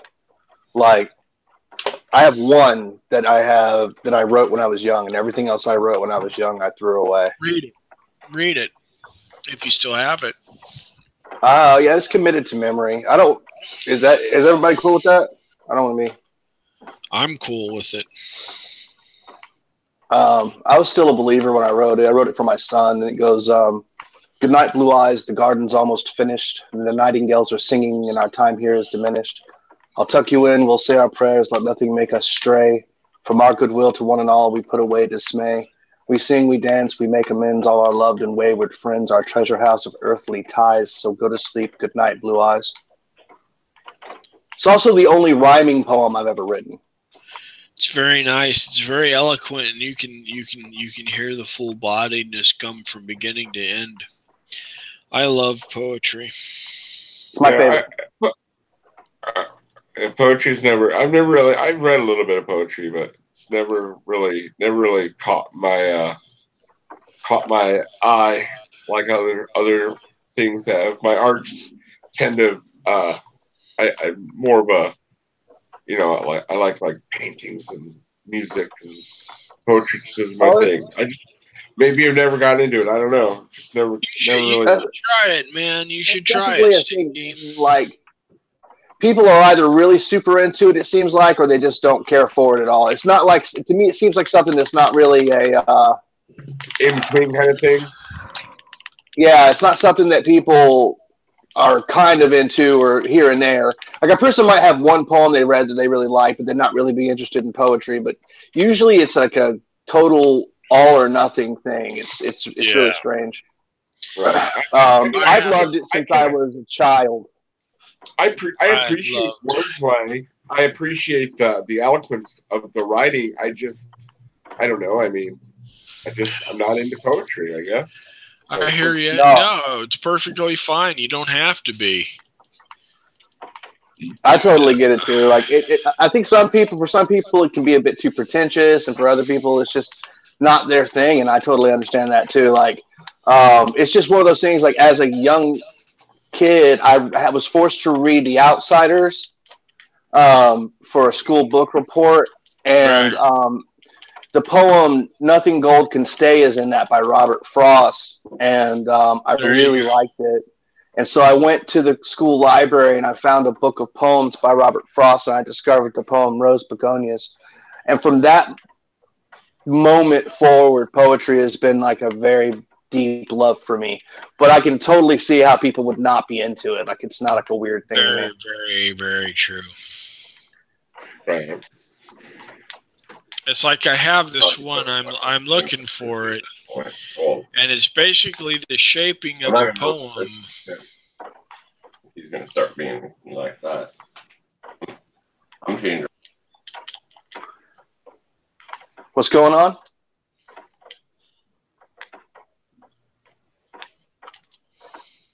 Nothing. Here's one, if you'll indulge me. Here's one basically how I feel poetry comes to me in the sense that I have to do it. And if you'll indulge me once again, I would really, really appreciate it, peoples. Hey, man, I got all day. Here we go. Thinking today what I want to say, only the words seem to escape. Half-grasp visions, decisions, this poem starts to take shape. Looking within, the process begins. The rhythm is born of this need. Words and phrases immediately changes from inspiration seed. Verse upon verse utters this curse, sprinkled with moods deep and dark, begins to transform these words that are born from despair and its lonely spark. Thus it begins a life without end, genuated from just a thought. And that's how I feel sometimes poems come to me.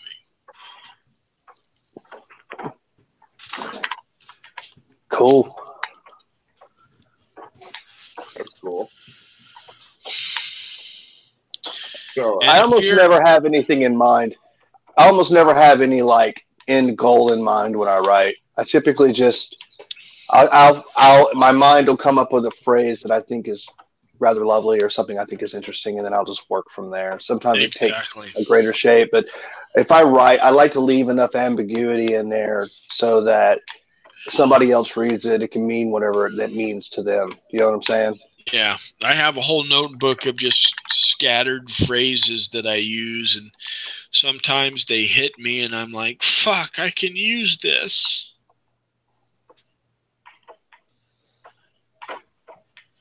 Fuck, I'm not gonna die.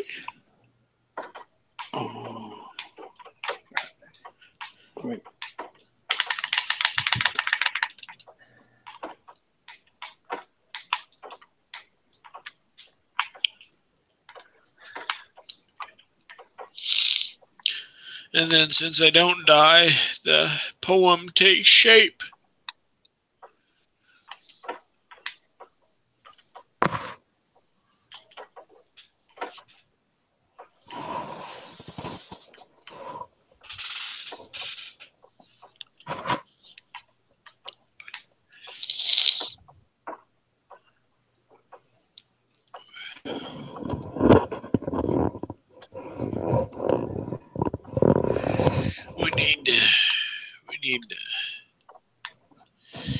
We need to have a poetry slam of just atheists and poetry and. Yeah, I think whatever. I'm pretty sure whatever Doe Eyes is back on. Whenever Rachel's back, she'd be down for that. She likes to write. I like to write. Yeah. I'm sure we can find a couple other people that like to write that'd be willing to do a little thing like that. Well, you know, Duke, I have the atheistpoetry.com forums that you can you're more than welcome to come post whatever you want to post at. I'm joined. I'm in there. I've read your stuff on there. Cool. So I've already joined up for that. I just haven't got around to figuring out what piece I'd want to put in there. Put in whatever. Jags and Unholy Mole, you're more than welcome to come and celebrate fucking atheism poetry, man. I mean, we need our own poets, dude. We need them. I haven't written any poetry in a long time, but I've been trying to get back into writing and stuff. I've been writing songs. You're a poet if you're a songwriter. Don't let anyone tell you different. Oh, no, for sure. Totally. And I actually always wanted to be a musician and a songwriter, so I tried to dabble in poetry as much as I could so that because I understand it's like a boxer taking ballet. You know what I mean? It's only going to improve my skills. Yeah.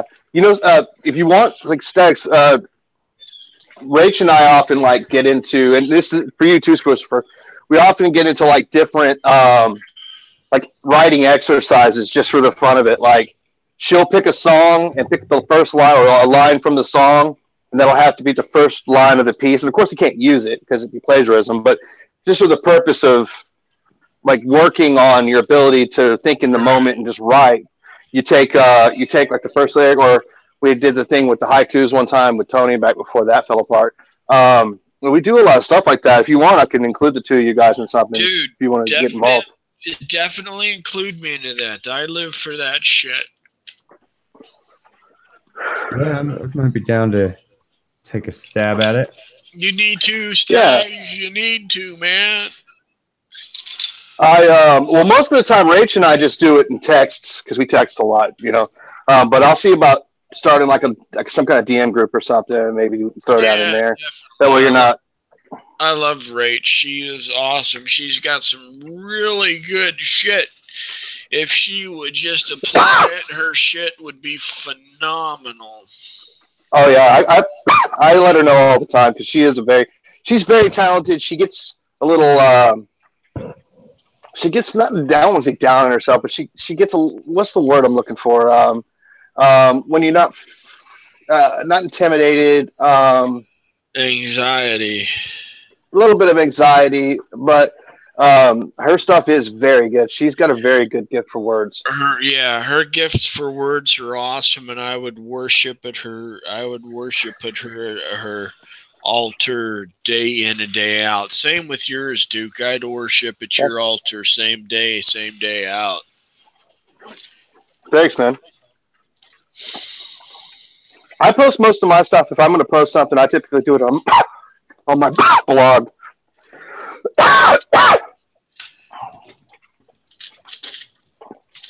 But yeah, I didn't write for a really long time. And then I discovered this rapper from Britain named Scroobius Pip, who is just friggin' amazing. And I got inspired to start writing again, so I picked it back up. Cool. I used to write all the time because the one band that I was in needed a lyricist for Renaissance Fair music, and then the other band was this doom band who wanted this shit that sounded like, hey, I'm going to kill myself, but let's sound happy about killing myself. So I ended up becoming lyricist for two different types of bands. Hey, I've never been able to write lyrics for some strange reason. Everything I write, like if I wrote lyrics, it would be like Rob Zombie writing lyrics. Like if you ever read like White Zombie's lyrics, it's like you can't even imagine how that could be sang, and then he just does it. I know, Dragula. I love me some Zombie, baby. Oh yeah, man. I had Los Exorcisto back the year it came out. I had it like 6 months before Thunder Kiss 65 hit the radio. And it was like one of those. It was one of those painful experiences where I tried to get all my friends into it, and they're all like, "Fuck off, you little bitch! We don't want to listen to that shit. It sucks." And then like Thunder Kiss 65 hit the radio, and they're all like, "Dude, have you heard of White Zombie?" I was like, "Fuck my life." Milk in the Land of Honey was just like Milk in the Land of Honey. Oh, Jesus Christ! I wet myself so many different times. That's Ministry. Yeah. That rape, too. Rape. Was it Rape in the? Yeah, Rape in the Land of Rape and Honey. Land of Rape and Honey. That is a good record. I think that their best record is the live record. In case you didn't feel like showing up. Jesus Built My Hot Rod Has No Other. That is a great song. And the Butthole Surfers with their fucking Regret. Butthole Surfers are great also.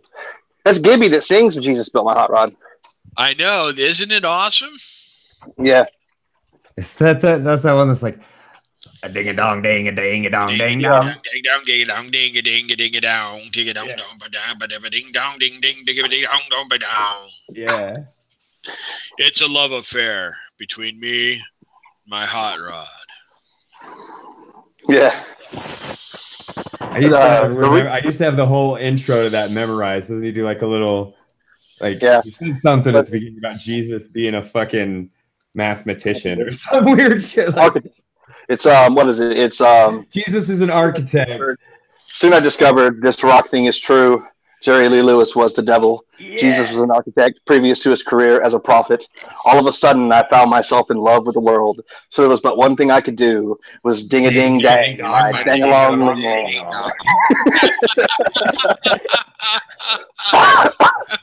Hell yeah, man. Ministry is an old love of mine, and I've loved them forever. I actually got to see the Butthole Surfers on the 7 Seconds tour. I didn't. I saw Ministry. I would have loved to have seen Ministry. Jurgensen was old as shit. It was so funny. He sounded amazing, but like I was afraid he was going to throw a hip out.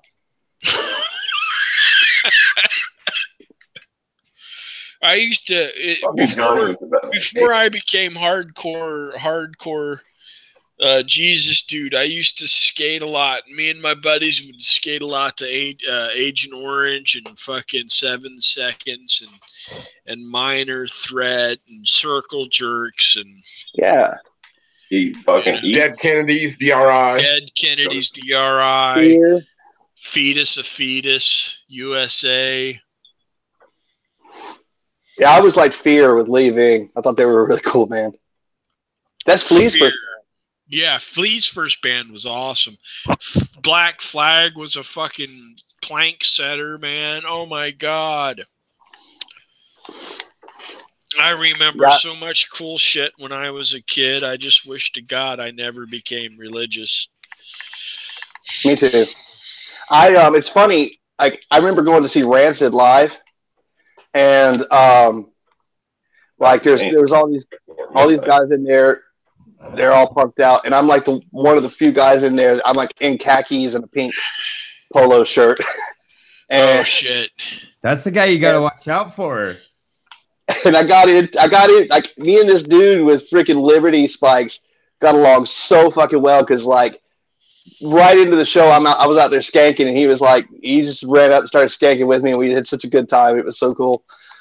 But it was just funny because like there was a bunch of that elitist punk talk. You know what I mean? It's unfortunate, but Didn't a lot of times. This before the other day. I think so. I think we talked about this before. Sorry, I don't mean to derail the conversation. There was rails. I have no idea. No, yeah, that elitist punk shit, man, really fucking turned me off when I was in high school, and it really made me feel like those guys aren't any more punk than the preppies. You know what I mean? Like they're just wearing the uniform. Yeah, and for me, see, I was never a punk at all, but like I was a goth when I was a kid, and the goth scene is very, very similar to that, where it's like there's a lot of purity testing going on. Like you have to be a certain way in order to fit in and it's like, why? I don't understand why. Like it should be less about that and more about the interests. So yeah, I'm with you on that, dude. That's always made me crazy too. It's like, you know who your friends are going to be on the first day of school based on what clothes everybody's wearing. Like how does that work? Damn, I'm getting my ass kicked by a zombie here. Oh, all right, cool. But yeah, that's always been a big turn off for me too. I've never really gotten along with the kids that were like that. In my youth, when I was young, it used to be like a detriment to because there were certain bands that I didn't like because I would attribute the band to their fans. Yeah. I grew out of that eventually, but like for years I didn't like The Cure or Slayer because everybody I knew that liked those bands I thought was just a dick. Yeah, I knew a bunch of people that liked The Cure. I just never liked The Cure. Like I don't like.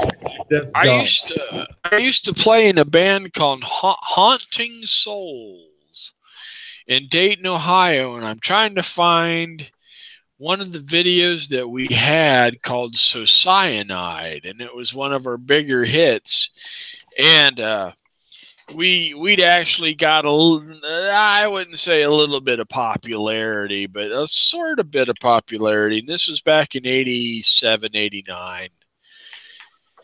And then we played in a band called Strange Behavior. It got a little bit of recognition too, but I don't know if I could find them anymore. They're on YouTube somewhere.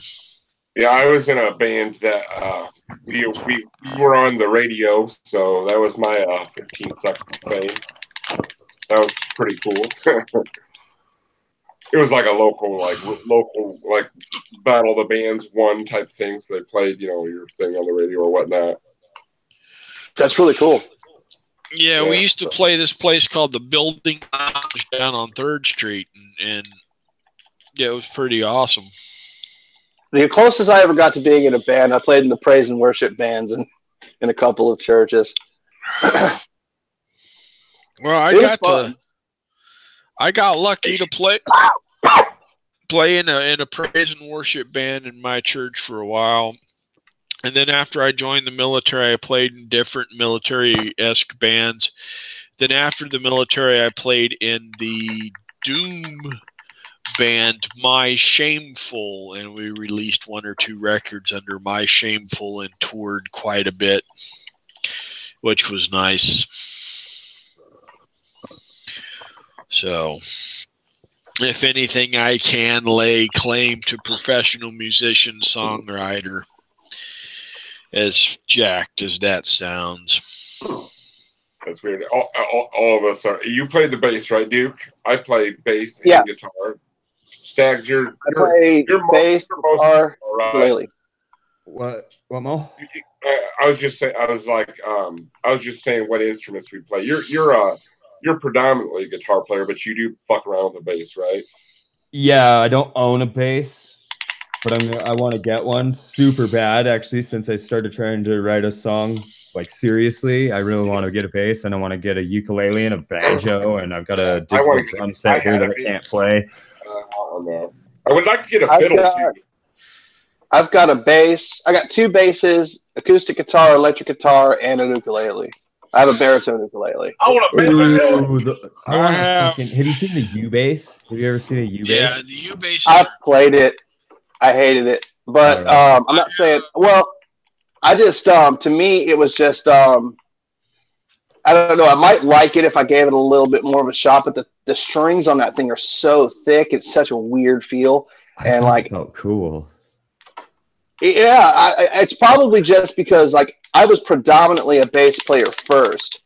Like when I was a kid, when I was 8 years old, my brother gave me Moving Pictures by Rush, and I listened to the song Red Barchetta and was like, "That's what I want to do. I want to do that." And picked up the bass when I got older. And I only ever played the guitar when I was young to keep up dexterity because like. You can have an acoustic guitar and you can kind of get your finger dexterity up, but not have to plug in and do all that stuff. And then one day I discovered that I really love the guitar, so I started playing it more. Well, I play the bass guitar, I play the guitar, the acoustic guitar, the electric guitar. I play multiple ethnic percussion pieces. I play predominantly drum set. That's what I learned on the drum line when I was a kid. I can play bagpipes to a certain lesser degree, and the rick or any ethnic percussion group that I could play. I could play pretty much it all. Even a hurdy-gurdy, I could play a hurdy-gurdy. Cool. Have you guys ever got a chance to listen to the music that I put on my channel? Not yet. I put a couple songs on there. About watching the content of my peers. I'll tell you straight up, the videos I watch first are like Dark Matter, the big Logic. If he puts out a video, I watch that. Arn Ra, I watch that, and most of my time gets taken up by watching those guys. I'm bad. I know I'm bad. I never watch Arn Ra. Never. Genius. He's really smart. He's got it teaches a lot about evolution. I never watch Arn Ra, and I never watch Godless Engineer, and I never watch a couple of other people because they can't teach me a goddamn thing. Fuck them. That's probably a really good way to look at it. I would say like my top, like I watch a lot of Godless Cranium and a lot of Reese, Nightmare Fuel, and it's not necessarily. I mean, I really love their content, but for me, it's a time issue. Like a lot of the times, I can watch a 7-minute video, 10-minute video pretty easy, but to commit to 45 minutes, it's like if I've got other things to do, and then after a certain amount of time, my attention starts to wander, and I'm like. I had to go back and re-listen to something, or you know what I mean. Like it's just so it's like the people with the shorter content are the ones I'm going to watch more often. But I'll throw a link to because like the songs I wrote, they're all like 3 or 4 minutes. They're just little guitar lines I wrote, and I'll throw a link to them in the DMs. Yeah, throw me a link to the DMs. I tend not to watch YouTube channels that the YouTubers piss me off and call me indigenous fucking fascists. When they do that, I'm kind of like, fuck you, YouTuber dude. I hope you die in a fire. Well, I don't want anybody to die in any fires, but there's definitely people that it's weird though, because even some of the people that I don't necessarily get along with, I'll still watch their content if it's good, and I'll shout it out if it's good. But there's so very few people that I really don't get along with for the most part that it's kind of a moot point to bring up. But even if I had somebody that I'm not really fond of, if they put out good stuff, then I'll Well, there's this one gentleman who will remain nameless. Alucard knows who I'm talking about. But I basically said Kaepernick should shut his fucking mouth because he's being paid to play football, not bend on his knee. And then the guy called me a fascist faggot because my idea of Americanism was an idea of a fascist Americanism. And what did I sacrifice for the America? And I'm coming, and I think about it, I'm like, you're some fat dude in a fucking basement who hasn't fucking sacrificed a goddamn thing. And you're going to tell me that I lost my intestines and my friends because I'm a fascist when you can just go fuck off to hell, and I hope someone rips your goddamn eyes out while you're in hell. That's extreme, dude. It is. But I have no fucking sympathy for this piece of shit. And he's a well-known YouTuber. Well, I'll take the same route I usually take when this kind of thing comes up, which is I'm cool with everybody that's cool with me. And if, I get that conflicts happen and that people have conflicts with each other. But I learned earlier on. Huh? Who? Oh, I don't know. I'm just saying in general. I'm just, I have conflicts with people all the fucking time. Quit trying to stir up shit. But yeah, if I'm cool with somebody, I'm cool with them. If other people aren't cool with them, I'm cool with that. I try to stay out of it because, I got involved in some stuff a while back, and it was just way too much of a headache to deal with. It's for the most part, I try to keep my in-house conflicts as little as possible. Because I really genuinely do care about the people that I interact with. I'm really actually very fond of them, and I don't want there to be that level of just craziness that comes up from it. I don't want to be. Yeah, I understand. I leave that shit alone. I don't bring that over to where I'm at. That's why I tend not to our atheist friends. I try not to bring anything. I don't bring up my political affiliations where they lie one way or another. I'm a centrist pretty much, but I don't want to sour a relationship over something so trivial as what political affiliation they may or may not be, So I try to keep, we can bullshit about music and art and fucking whatever, but politics is for another. If you're into politics, that's fine by me, but I don't bring politics into it because, I don't want to ruin a relationship over something so stupid, Well, I can go the route of politics without a problem, but the moment you call my ideology of defending the American nation a fascist idea... No, not at all. That's stupid. Fuck you, dude. Yeah. I have nothing but respect for veterans. Yeah, no, I get super pissed off when people fuck with veterans. Also, that's not to say that being a veteran is an automatic cure-all for all bad ideas. Right. But at the same token, if you've never served, you certainly can't go to a veteran on any level and be like, I've given more, or that's just insanity. Well, this is what this cunt basically did. Far as I'm concerned, he didn't serve a goddamn day in his life. Yet what I served the fascist idea of the America that I served 20-something years ago.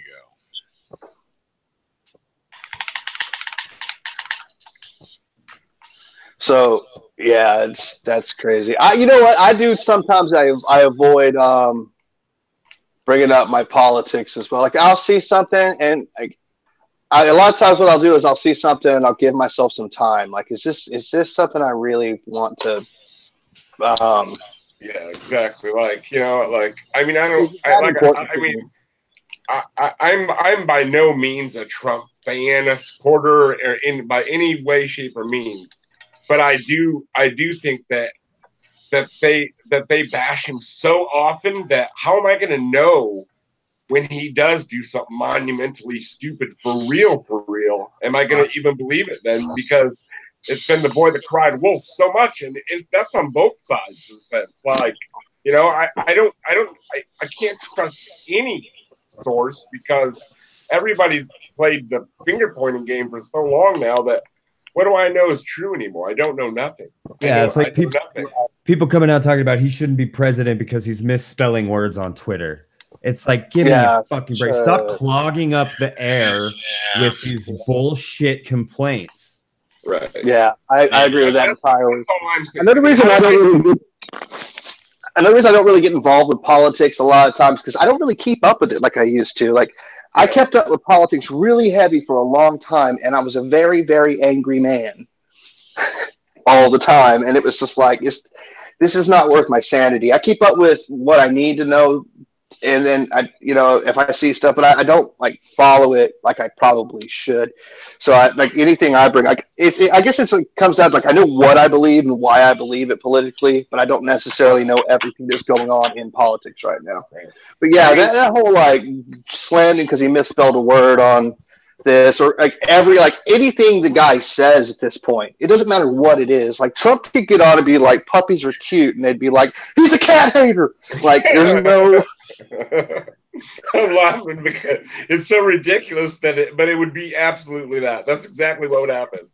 Instead of taking away from it, the puppies are cute. They would think, oh, he hates cats. Yeah. You know, that's fucking cats need to die in the first fucking. Oh, hi, mouse. I didn't see you there. But yeah, that's it's just. I mean, he's been bashed by the. I mean, he's been so like. I mean, overly fixated on that. Like, he can do no right no matter what. No matter what he does, they're gonna find something. Well, yeah, and I mean it's unreasonable. That's entirely unreasonable. There's a point where you have to say, okay, if somebody like the way I always point it out is like it's not just with like Trump, but with like any polarized figure, any person. Like you could say Ben Shapiro, for instance, right? Okay, so let's say you don't like Ben Shapiro, right? That's fine, but if he says something that's correct, it's still correct. You know, I mean, an asshole who's right about something is still an asshole, but they're still right. They're still right. So, hey guys, don't mean to interrupt, but I'm getting to the point where I'm a little bit too loosey to go here. Yeah. It's been a great conversation. I love you guys. I hope you show up to my funeral and fucking tell a dorkable atheist that she's the light of my life, along with Wonder Woman and all the other people. And I appreciate the time that you've allowed me to spend with you guys. Yeah, it's been real. Yeah, man. I hope you feel better later, okay? Man. Later on. Later on, buddy.